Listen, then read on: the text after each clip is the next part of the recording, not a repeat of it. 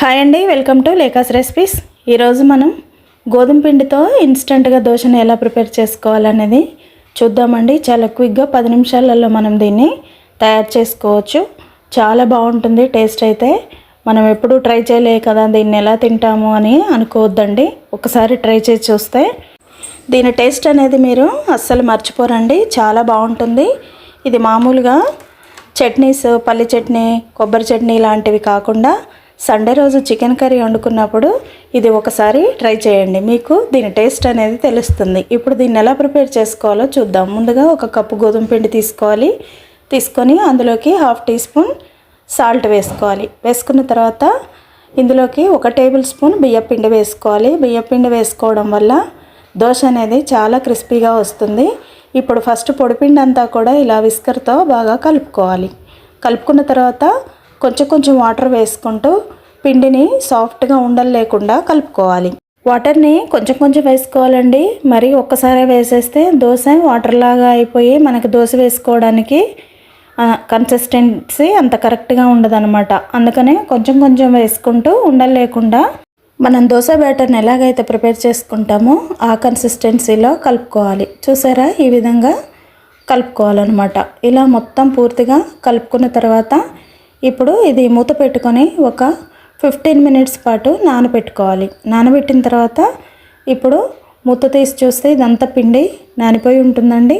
ఇప్పుడు ఇందులోకి 1/4 tea spoon కన్నా తక్కువ, అంటే ఒక 3 చిటికెళ్ళ వంట సోడాని వేసుకోవాలి. వేసుకున్న తర్వాత ఇప్పుడు ఈ పిండి అంతా కూడా బాగా కలుపుకోవాలి.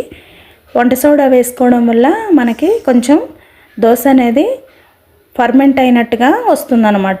వంట సోడా వేసిన తర్వాత 2 టేబుల్ స్పూన్ల వాటర్ వేసేసి ఇప్పుడు పిండి అంతా కూడా బాగా మీరు చూసే విధంగా కలుపుకోవాలన్నమాట.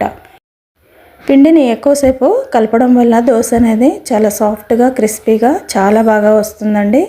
చాలా టేస్టీగా వస్తుంది. మనకి దోశ అనేది విరిగిపోకుండా కూడా ఉంటుందన్నమాట. ఇలా రెడీ చేసుకొని పెట్టుకున్న తర్వాత ముందుగా స్టవ్ మీద ప్యాన్ పెట్టుకొని ప్యాన్ వేడెక్కగానే ఇప్పుడు ప్యాన్ మీద కొంచెం ఆయిల్ వేసేసి ఇప్పుడు ఆనియన్ని ఇలా కట్ చేసుకొని ప్యాన్ అంతా కూడా ఆనియన్తో ఇలా మీకు చూపించే విధంగా పెంకంతా కూడా రాసుకోవాలి.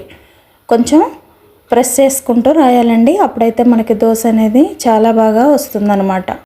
ఇప్పుడు ఫ్లేమ్ని సిమ్లోకి అడ్జస్ట్ చేసుకొని ఇప్పుడు దోశ పిండిని గరిటెతో తీసుకొని ఇలా మీకు చూపించే విధంగా రౌండ్గా ఎంత పలుచగా కావాలనుకుంటే అంత పలుచగా వేసుకోవచ్చండి. మళ్ళీ మనం దోశ వేసిన తర్వాత ఫ్లేమ్ని మీడియంకి అడ్జస్ట్ చేసుకోవాలి. చేసుకున్న తర్వాత దోశ అనేది కొంచెం కలర్ చేంజ్ అవుతుంది కదా, అప్పుడు పూర్తిగా సిమ్లోకి మార్చుకోవాలి. అలా పూర్తిగా సిమ్లో పెట్టుకున్న తర్వాత ఇలా దోశ మీద అంతా కూడా 1 టీ స్పూన్ అంత ఆయిల్ వేసేసుకోవాలి. వేసుకునే వరకే ఇంకా మనకు దోశ అనేది నిదానంగా గోల్డెన్ బ్రౌన్ కలర్కి వచ్చేస్తుంది. ఈ దోశలో ఆనియన్ కూడా వేసుకొని తినొచ్చండి. నేనైతే వేయట్లేదు. ఒకవేళ వేసుకోవాలి అని అనుకుంటే మాత్రం ఈ టైంలో సన్నగా తరిగిన ఆనియన్ని వేసేసుకుంటే సరిపోతుంది. ఇప్పుడు పూర్తిగా సిమ్లోనే పెట్టుకొని ప్రిపేర్ చేసుకున్నాం కదండి. చూసారా కలర్ అనేది ఎంత బాగా వచ్చిందో. చాలా క్రిస్పీగా చాలా బాగుంటుందండి. టేస్ట్ అయితే సూపర్గా ఉంటుంది. ఇప్పుడు వేడివేడిగా రెడీ అయిపోయిన దోశని ప్లేట్లో వేసేసుకున్న తర్వాత మళ్ళీ అదే ప్యాన్ మీద ఇంకొక దోశని కూడా అలానే వేసేసుకుందాం. ఇలా పూర్తిగా ఎంత పలుచగా కావాలనుకుంటే అంత పలుచగా వేసుకోవచ్చు. క్రిస్పీగా కావాలంటే సిమ్లో పెట్టుకొని ఫ్రై చేసుకోవచ్చు. లేదంటే కొంచెం మెత్తగా కావాలి అనుకున్న వాళ్ళు ముందే తీసేసుకుంటే సరిపోతుంది. ఇప్పుడు ఇలా దోశ వేసిన తర్వాత మళ్ళీ ఆయిల్ అంతా కూడా స్ప్రెడ్ చేసేసి ఈ దోశని గోల్డెన్ బ్రౌన్ కలర్ వచ్చే వరకు ఫ్రై చేసుకోవాలి. చూసారా ఎంత బాగుందో కదా. కలర్ అయితే సూపర్గా ఉందండి. టేస్ట్ అయితే ఇంకా సూపర్గా ఉంది. మీరైతే ఒకసారి చికెన్ కర్రీ వండుకున్నప్పుడు అయితే కంపల్సరీ ఈ దోశ అనేది ట్రై చేయండి. దీంట్లోకి మామూలుగా చట్నీలు కాకుండా ఇలా చికెన్ కర్రీతో దోశని ట్రై చేయడం ఒకసారి మీరు చూడండి. ఎంతో టేస్టీగా ఉంటుంది. చాలా బాగుంటుంది. ఇప్పుడు ఇలా ఫ్రై చేసుకున్న ఈ దోశను కూడా అదే ప్లేట్లో వేసేసుకొని చక్కగా చికెన్ కర్రీతో సర్వ్ చేసుకుంటే వేడివేడిగా దోశని తినేయడమే. ఎంతో టేస్టీగా ఉండే ఈ దోశని మీరు కూడా ఒకసారి ట్రై చేయండి. చాలా క్రిస్పీగా, టేస్టీగా చాలా బాగుంటుందండి. ఎలా కావాలంటే మనం అలాగా ఈ ఇన్స్టంట్ దోశను అనేది ప్రిపేర్ చేసుకోవచ్చు. మనకు టైం లేనప్పుడు కూడా 10 మినిట్స్లో మనం దీన్ని తయారు చేసుకోవచ్చు. నచ్చిందా అండి ఇన్స్టెంట్ దోశ?